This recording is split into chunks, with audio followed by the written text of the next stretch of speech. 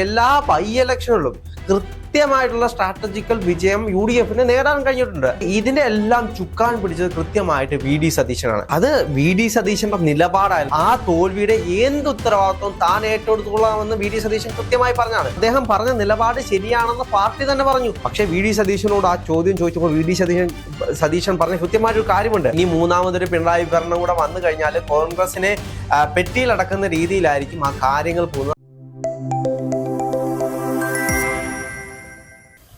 2021 നിയമസഭാ തെരഞ്ഞെടുപ്പ് നടക്കുന്ന സമയത്ത് രമേശ് ചെന്നിത്തലയെ പലരും ലീഡർ എന്നും ക്യാപ്റ്റൻ എന്നും ഒക്കെ വിശേഷിപ്പിച്ചിരുന്നു. എന്നാൽ ഇപ്പോൾ ഈ ഉപതെരഞ്ഞെടുപ്പുകൾ കഴിയുന്ന സാഹചര്യത്തിൽ, പ്രത്യേകിച്ച് നിലമ്പൂരിലെ ഉപതെരഞ്ഞെടുപ്പ് കഴിയുന്ന ഈ ഒരു സാഹചര്യത്തിൽ VD സതീശനെ ഇതേ പേരിൽ ലീഡർ എന്നും ക്യാപ്റ്റൻ എന്നുമുള്ള പദവി നൽകി പലരും വിളിക്കുന്നുണ്ട്. ഇപ്പോ ഈ ഒരു സാഹചര്യത്തിൽ എന്തിനാണ് വീണ്ടും രമേശ് ചെന്നിത്തലയുടെ പേര് വലിച്ചെടുക്കപ്പെടുന്നത്? അല്ല, എനിക്ക് തോന്നുന്നു 2021 തെരഞ്ഞെടുപ്പ് സമയത്ത് അദ്ദേഹം പ്രതിപക്ഷ നേതാവാണ്. അപ്പം പ്രതിപക്ഷ നേതാവായിട്ട് ആ തിരഞ്ഞെടുപ്പിനെ നേരിടുമ്പോൾ അദ്ദേഹത്തിന് കിട്ടുന്നൊരു മൈലേജ് ഉണ്ട്. അപ്പൊ ആ മൈലേജിൽ അദ്ദേഹത്തിന്റെ കൃത്യമായിട്ടുള്ള ആരാധകരാണെങ്കിൽ എല്ലാവരും ഈ കാര്യങ്ങൾ ചെയ്യുമ്പോൾ അദ്ദേഹത്തിനെ ലീഡർ എന്നും ക്യാപ്റ്റൻ എന്നും എല്ലാം വിളിക്കും. പക്ഷെ ഇന്നത്തെ സാഹചര്യം അതല്ല. ഇന്ന് രണ്ടാം പിണറായി സർക്കാരിന്റെ തോൽവി അത് വലിയൊരു തോൽവിയായിരുന്നു. ഒന്നാം പിണറായി സർക്കാരിന്റെ തോൽവി.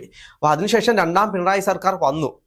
അപ്പൊ രണ്ടാം പിണറായി സർക്കാർ വന്നപ്പോൾ VD സതീശനായി പ്രതിപക്ഷ നേതാവ്.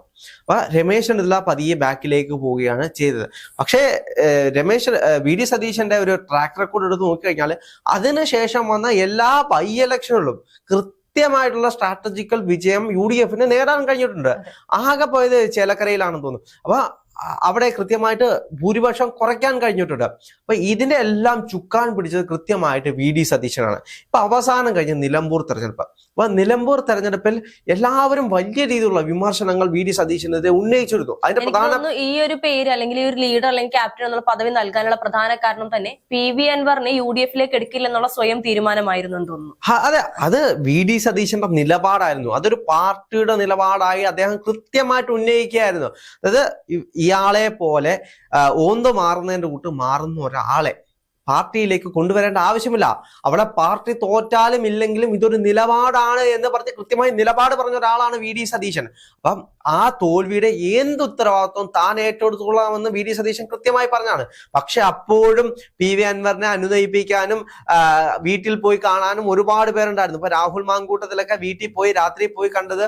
ഇപ്പൊ രമേശ് ചെന്നിത്തല അതെല്ലാം ഷൂർകോട്ട് ചെയ്താണ് പറഞ്ഞത്. അത് രാഹുൽ ചെറിയ പയ്യനല്ലേ എന്നൊക്കെ പറഞ്ഞുകൊണ്ടാണ് രമേശ് ചെന്നിത്തല പറഞ്ഞത്. പക്ഷേ അവിടെ നമ്മൾ ശ്രദ്ധിക്കേണ്ട ഒരു കാര്യമുണ്ട്. VD സതീശനെ പോലെ ഒരാള് കൃത്യമായിട്ട് ആ നിലപാടാണ്, ആ നിലപാടിനാണ് നമ്മൾ അംഗീകരിച്ചു കൊടുക്കേണ്ടത്. ഇനി തോറ്റു കഴിഞ്ഞാലും ഭൂരിപക്ഷം കുറഞ്ഞാലും ഞാൻ ഇതേപോലെ ഒരു ചോദ്യം ചോദിച്ചാണ്. കാരണം 11,000 വോട്ടിനാണ് വിജയിച്ചത്. PV അൻവർ പിടിച്ച 19,000 വോട്ടും കൂടെ ഉണ്ടായിരുന്നെങ്കിൽ 19,000 വോട്ടിന്റെ ഭൂരിപക്ഷത്തിൽ ജയിക്കേണ്ട ഒരു സാഹചര്യത്തിൽ 11,000 വോട്ടിനാണ് വിജയിച്ചുള്ളത്. പക്ഷെ അതൊരു നിലപാടാണ്. അത് കോൺഗ്രസ് പാർട്ടിയുടെ നിലപാടാണ്. VD സതീശൻ കൊണ്ടുവന്നൊരു നിലപാടാണ്. പലരും വിഭിന്ന അഭിപ്രായം പറഞ്ഞ് PV അൻവറിനെ കൊണ്ടുവരണമെന്ന് കൂടെ നടന്ന് പറഞ്ഞിട്ട് അദ്ദേഹം കേൾക്കാതെ വേണ്ട, ഒറ്റ നിലപാട്, ഇത് പാർട്ടിയുടെ നിലപാടാണ്, ഇങ്ങനെയുള്ള ആളുകൾ വേണ്ട. ഈ ഒരു തെരഞ്ഞെടുപ്പ് കഴിഞ്ഞ് വിജയത്തിന് ശേഷവും ഇതേ നിലപാടിൽ തന്നെ അദ്ദേഹം തുടരുകയാണ്. അപ്പോഴും പലരും പറഞ്ഞിരുന്നു പിന്നീട് ഇനി PV അൻവറിനെ എടുക്കാം, അല്ലെങ്കിൽ 20,000-ഓളം വോട്ട് അദ്ദേഹം അല്ല, അതിനുശേഷം അദ്ദേഹം പറഞ്ഞ നിലപാട് ശരിയാണെന്ന് പാർട്ടി തന്നെ പറഞ്ഞു. അതാണ് മറ്റൊരു കാര്യം. ഇപ്പൊ പാർട്ടിയിലുള്ള PV അൻവറിനെ കൊണ്ടുവരണമെന്ന് പറഞ്ഞ ആൾക്കാർ പോലും ഇനി കൊണ്ടുവന്നില്ലെങ്കിലും കുഴപ്പമില്ല എന്ന രീതിയിലേക്ക് മാറിക്കഴിഞ്ഞു അവരുടെ മൈൻഡ് സെറ്റ്. കാരണം അതൊരു നിലപാടെടുക്കുന്ന നേതാവിന്റെ ഗുണമാണ്. ആ നിലപാടെടുക്കാനുള്ള ഒരു കഴിവാണ്, അല്ലെങ്കിൽ അതിന്റെ ഒരു ശേഷിയാണ്. ആർജവത്തോടെ ഇനി വേണ്ട, ഞങ്ങൾ വിജയിക്കും, ആ ഒറ്റ ഡയലോഗിലാണ് അവിടെ നിലമ്പൂരിൽ കൃത്യമായിട്ടൊരു വിജയമുണ്ടായത്. അതിനുശേഷം ഈ രമേശ് ചെന്നിത്തലയുടെ പേര് പലപ്പോഴും അതിലേക്ക് വലിച്ചഴിക്കുകയാണ്. അപ്പൊ മാധ്യമപ്രവർത്തകർ തന്നെ അദ്ദേഹത്തിനോട് ചോദിക്കുകയാണ്, അപ്പൊ രമേശ് ചെന്നിത്തലയെ ലീഡറൊന്നും ക്യാപ്റ്റനൊന്നും വിളിച്ചിരുന്നു, അപ്പൊ ഇതിനകത്ത് ശരിക്കും ആരാണ് ക്യാപ്റ്റൻ? ഇതാണിപ്പോ ഇവിടുത്തെ ചോദ്യം. രമേശ് ചെന്നിത്തലയാണോ VD സതീശനാണോ ശരിക്കുള്ള ക്യാപ്റ്റൻ? പക്ഷെ VD സതീശനോട് ആ ചോദ്യം ചോദിച്ചപ്പോൾ VD സതീശൻ പറഞ്ഞ കൃത്യമായിട്ടൊരു കാര്യമുണ്ട്. ഞാൻ ക്യാപ്റ്റൻ ആണെങ്കിൽ രമേശ് ചെന്നിത്തലയെ ഞാൻ മേജർ ആക്കും. അത് പറഞ്ഞതിന്റെ കൃത്യമായിട്ടുള്ള ഒരു പോയിന്റ് ആണ് അദ്ദേഹം പറഞ്ഞത്. അപ്പൊ ക്യാപ്റ്റൻ എന്ന് വെച്ച് കഴിഞ്ഞാൽ പട്ടാളത്തിൽ ഒരു പദവിയുള്ള ഒരാളാണ്. പക്ഷെ മേജർ എന്ന് പറഞ്ഞാൽ ക്യാപ്റ്റനെയും ഭരിക്കുന്ന ഒരാളാണ് മേജർ. അപ്പൊ ആ രീതിയിലേക്ക് രമേശ് ചെന്നിത്തലയെ ഞാൻ കൊണ്ടുവരുമെന്നുള്ള ആർജവത്തോടെ വി.ഡി. സതീശൻ പറഞ്ഞതാണ്. ഇപ്പൊ നമുക്കറിയാം സതീശന്റെ ഓരോ നിലപാടും എല്ലാവർക്കും എല്ലാ പാർട്ടി പ്രവർത്തകർക്കും ഒരു പാഠം തന്നെയാണെന്ന് വേണമെങ്കിൽ നമുക്ക് പറയാം. പക്ഷെ അവിടേക്ക് രമേശ് ചെന്നിത്തലയുടെ പേര് വെറുതെ വലിച്ചെടുക്കുന്നത് ഒരിക്കലും ശരിയല്ല. അദ്ദേഹത്തിന്റെ ഫാൻസ് ആണെങ്കിൽ അദ്ദേഹത്തിന് ഒരുപാട് ഇഷ്ടപ്പെടുന്ന ഇപ്പം RC ഗ്രൂപ്പ് ഉണ്ട്. ഇപ്പം നമുക്കറിയാം കോൺഗ്രസ് പാർട്ടിയെ സംബന്ധിച്ച് A group, I group, Z group, അങ്ങനെ ഒരുപാട് ഗ്രൂപ്പുകളാണ്. അപ്പൊ രമേശ് ചെന്നിത്തലയ്ക്ക് കൃത്യമായിട്ടൊരു ഇപ്പൊ ഉമ്മൻചാണ്ടിയും രമേശ് ചെന്നിത്തലയും കേരളത്തിലെ ഏറ്റവും മികച്ച കോൺഗ്രസ് നേതാക്കന്മാർ രണ്ടുപേരായിരുന്നു. അപ്പൊ ഒരു സമയത്ത് കേരള രാഷ്ട്രീയത്തെ മുഴുവൻ നിയന്ത്രിക്കാൻ കെൽപ്പുള്ള രണ്ട് നേതാക്കന്മാരായിരുന്നു ഉമ്മൻചാണ്ടി, രമേശ് ചെന്നിത്തലയും. അപ്പൊ അവർക്ക് കൃത്യമായിട്ടൊരു ഗ്രൂപ്പ് ഉണ്ടായിരുന്നു കോൺഗ്രസിനകത്ത്. പക്ഷെ ഉമ്മൻചാണ്ടിയുടെ കാലത്തിന് ശേഷം രമേശ് ചെന്നിത്തല ഒറ്റപ്പെടുകയായിരുന്നു, അല്ലെങ്കിൽ രമേശ് ചെന്നിത്തല ഒറ്റപ്പെടുത്തിയ ഒരു സാഹചര്യം ഉണ്ടായിരുന്നു. അവിടെ നിന്നല്ല അദ്ദേഹം ഇപ്പോൾ മുന്നോട്ട് വന്നുകൊണ്ടിരിക്കുകയാണ്.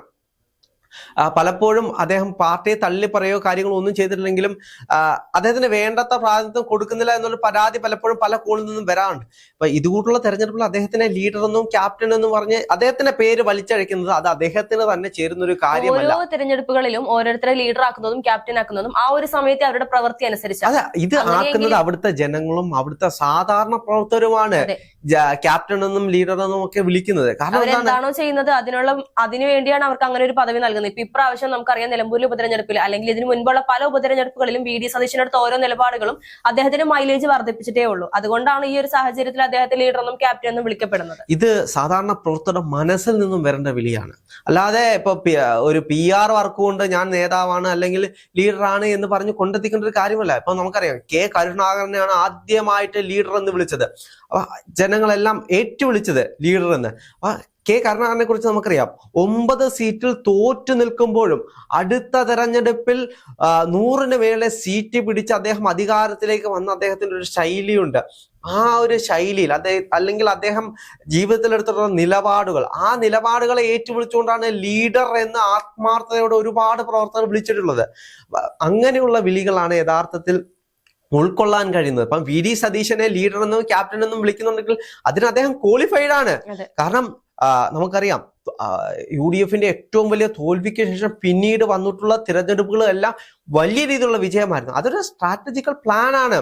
വി.ഡി. സതീശന്റെ നേതൃത്വത്തിൽ ഓരോ തെരഞ്ഞെടുപ്പിലും സെറ്റ് ചെയ്ത് ടാർഗറ്റ് ചെയ്ത് അവിടുത്തെ ഓരോ നേതാക്കന്മാരും കൃത്യമായി പ്രവർത്തിച്ചുകൊണ്ട് മാത്രമാണ് ഇതുവരെയുള്ള ഉപതെരഞ്ഞെടുപ്പിലൊക്കെ അദ്ദേഹം അതിന് നേതൃത്വം കൊടുക്കുന്നത് പ്രതിപക്ഷ നേതാവ് ആയതുകൊണ്ടാണ് അദ്ദേഹത്തിനെ ലീഡർ എന്നും ക്യാപ്റ്റൻ എന്നും വിളിക്കുന്നത്. അപ്പൊ അവിടേക്ക് മറ്റുള്ള പേരുകൾ കൊണ്ടുവന്ന് കുത്തിത്തിരിപ്പ് ഉണ്ടാക്കി രമേശ് ചെന്നിത്തലയുടെ പേര് പോലും ഇല്ലാതാക്കുന്നത് കോൺഗ്രസ് രാഷ്ട്രീയത്തിന് നല്ലൊരു കാര്യമല്ല. കാരണം നല്ലൊരു വിജയത്തിലാണ് നിലമ്പൂരിൽ പൊക്കോണ്ടിരിക്കുന്നത്.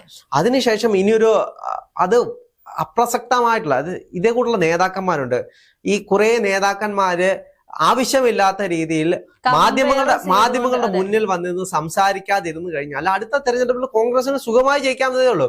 അല്ലാതെ വിരുദ്ധ അഭിപ്രായങ്ങളുമായി നേതാക്കന്മാർ പല വഴിക്ക് പോയി മാധ്യമങ്ങൾക്ക് ബൈറ്റ് കൊടുത്തു കഴിഞ്ഞാൽ അതിന് കോൺഗ്രസിന്റെ ഒരു പെട്ടിയിലാക്കൽ എന്ന് വേണമെങ്കിൽ നമുക്ക് പറയാം.